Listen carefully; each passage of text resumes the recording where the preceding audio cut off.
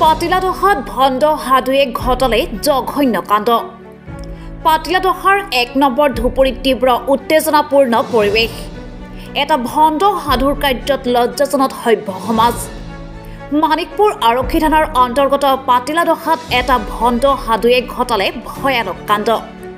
নিজকে কোচবিহাৰৰ পুন্তিবাৰীৰ গোবিন্দ বিশ্বাস বুলি পৰিচয় দিয়া এটা ভণ্ড সাধুৱে বেজালি কৰাৰ ছলেৰে মানিকপুৰৰ পাতিলাদহাত এগৰাকী ৮ বছৰীয়া কিশোৰীৰ লগত আজি সন্ধিয়া ৬ মান বজাত ঘটালে জঘন্য কাণ্ড ভুক্তভোগী কিশোৰীগৰাকীৰ কোনোবা আত্মীয়ৰ জৰিয়তে কিশোৰীগৰাকীৰ ঘৰত আজি আহি উপস্থিত হোৱা সেই পাখণ্ড সাধুটোৱে বেজালি কৰাৰ অজুহাতত বন্ধ কোঠাত কিশোৰীগৰাকীৰ লগত কৰিলে এক অপকৰ্ম নাবালিকা কিশোৰীগৰাকীৰ সম্পৰ্কীয় ককাকে ঘটনাটো প্ৰত্যক্ষ কৰাৰ লগে লগে গোটেই অঞ্চলটোতে সৃষ্টি হয় এক উত্তেজনাময় পৰিৱেশৰ প্ৰায় ৬৫ বছৰীয়া ভণ্ড সাধুজনক ৰাইজে উত্তম মাধ্যম সুধাই আৰক্ষীক গতাই দিয়ে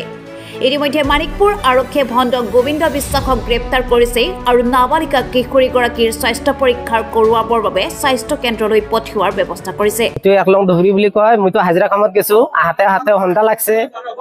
মই ঘৰত আহিলো মই তো ডাঙৰ ছোৱালীটা ঘৰত আছে ই আহাতে মোক কৈ আছে যে বিলখৰ পৰা একটা সৰু একটা চলি মাটি লৈ আহিছে সি বোলে ঘৰত পূজা কৰি আছে কি বোলে পূজা কৰিব তো মই কলো ঘৰত যদি পূজা কৰি আছে ঘৰতে একো শব্দ নাপাওঁ সেইকাৰণে মই কলো যে মই চাংটো কি কৰি আছে পূজা কৰোতে তো ইমান টাইম নালাগে হন্ডা লাগি গেল মই আহিলো হেফেল দি চাং এতে বস্তা বিছানি আছে পূজা আয়োজন কৰিছে এতে তো মানুহ নাই মোৰ তো আৰু ডাউট হল যে মানুহটো ক'ত গেল ঘৰখনত আসি দৰ্জাখনত হাত দাং দৰ্জাখন মাৰা ফৰাভাৰ হেফেল দি গেছো হেফেল দি বেৰা ফাক কৰি চাই আছো আপিটো বিছনাৰ তলত আৰু সি ওপৰত এই এনেকুৱা দেখা পাওঁতে মই বেৰাকে ফালিছো ফালি আহি একে দৰ্জা ভাঙি ঘৰত সোমাইছো যে কাকা আপোনাক মই বুঢ়া মানুহ এটা বাপৰ বহব তুই কি সৰু মানুহটাৰ লগত কিয় এই কাম কৰি আছা ই আৰু লগে লগে কৈ আছে মই এনে মই মন্ত্ৰ চন্দ্ৰ হাবি যাবি কৰিছো নহয় মই নিজে চকে দেখিলো তুই বদ কাম কিয় কৰি আছা এই হিটু কৈ মই বাহিৰত লৈ আহিলো ওই আস্তাৰ লগত ঘৰটো এক দুই কৰি গাঁৱৰ মানুহ জানা পাই আহিল এইখিনিয়ে হল আৰু গাঁৱৰ মানুহ আহি কৈছে ঘৰ থেকে ওলাই দিম মইতো ওলাই দিম কিন্তু মই আইনৰ কাম কৰিব লাগিব কিন্তু বাহিৰত ওলাই দিলে তো এইটো তো লা থাকিলে তো ময়ে ফাঁচি যাম মই তো আহি ময়ে তো চালো বেলেগ মানুহ তো চাৱা নাই 6:30 বজাত আৰু মানুহজনৰ ঘৰ ক'ত হিটু মানুহৰ ঘৰ বেংগলত কি হৈছিল আপোনালোকৰ ঘৰত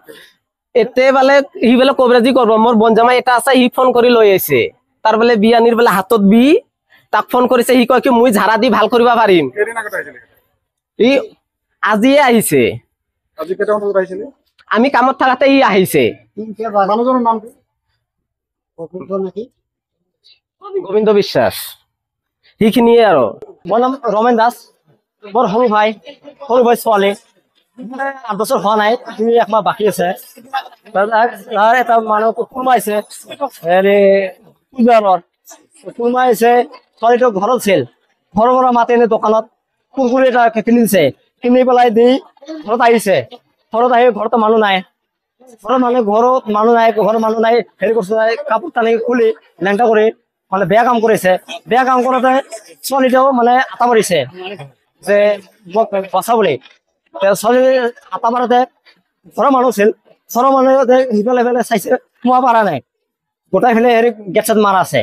গেট মাৰা আছে সোমাব নোৱাৰে পাছত গেট ভাঙিছে বেৰা ভাঙি সোমাইছে সোমাই পেলাই তাক ধৰিছে ধৰাৰ পিছত তাক অলপ মাৰছে না মাৰা নাই এইটো গম নাম মই আছো বাজাৰৰ পৰা আহি চালো যে এনে অৱস্থা তাৰ সেই ইমান ৮ বছৰ হোৱা নাই ঘটনাটো কেইটামান বজাত হৈছে মানে 6:30 আহিছে মই তো 6:30 বাজাৰত গৈছো 5টা বজাত আহোঁতে 6:30 পাৰ হৈ গৈছে খবৰ পাইহে মই আহিছো নাই আছিল ইয়াতে আমাৰ মানুহ আছিল মানুহবিলাক দেখা পাইছে পানী থৈছে পানী থোৱা মই আহি দেখাইছো তাৰ হাতৰি বান্ধা আছে ঘৰতে বান্ধা আছে ঘৰত আছে ঘৰত আছে জাগাটোৰ নাম ১ নং ধুবুৰী আমাৰ গাঁওখনৰ নাম ১ নং ধুবুৰী আমাৰ গাঁওখনৰ নাম মানিকপুৰৰ পৰা উদয়নাথৰ ৰিপৰ্ট নিউজ টাইম 3